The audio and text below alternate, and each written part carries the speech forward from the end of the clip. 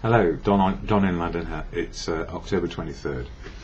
My video is all about recovery from addiction to either substance or behaviour. My addictive substance, alcohol, and my behaviour equally addictive towards people, places, things, work, relationships. Addict. Trying to be perfect and never so. Always struggling to find out who I was and who I might be. So these days, in recovery, one day at a time, I'm making gentle progress to who I might find out more about on a daily basis. That's me.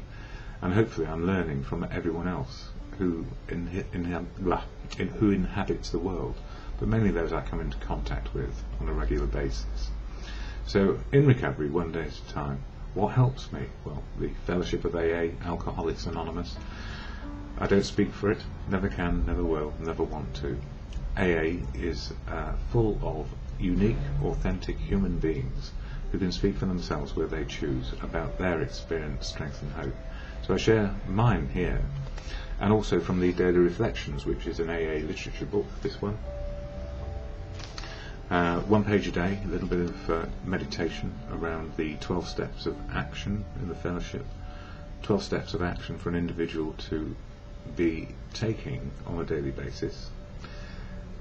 They are utilised as life experience happens. We don't just have a template and then apply it to life. We have life and then try and make some sort of sense of it with the 12-step programme. And October's all about step 10, which is taking a personal inventory on a daily basis of what is working and what is not working. And when we're wrong, promptly admit it and do something about it. So the daily reflection has that in mind. And for October 22nd it says this: what we know best. Shoemaker, stick to thy last.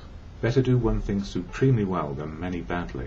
That is our central theme of Tradition 5. Around it our society gathers in unity. The very life of our fellowship requires the preservation of that principle.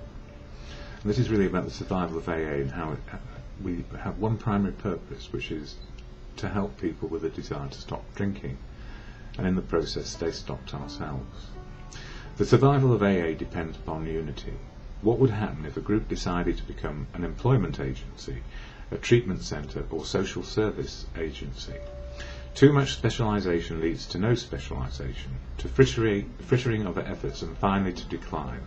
I have the qualifications to share my sufferings, or my recoverings even, and my way of recovery with a newcomer.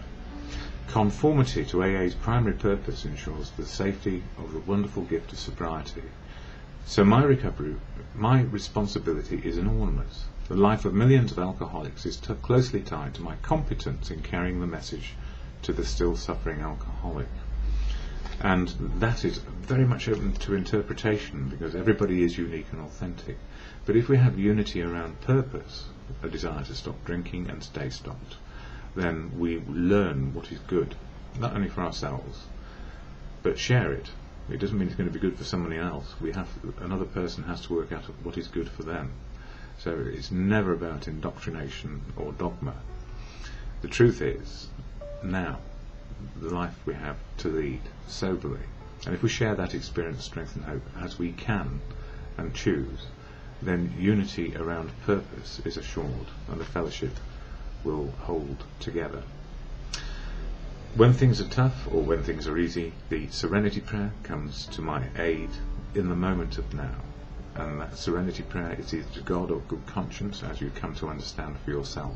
It is always a personal understanding which is so important. Otherwise, it means nothing. So to God or in good conscience, grant me the serenity to accept the things I cannot change, courage to change the things I can, and the wisdom to know the difference. For me is just for today.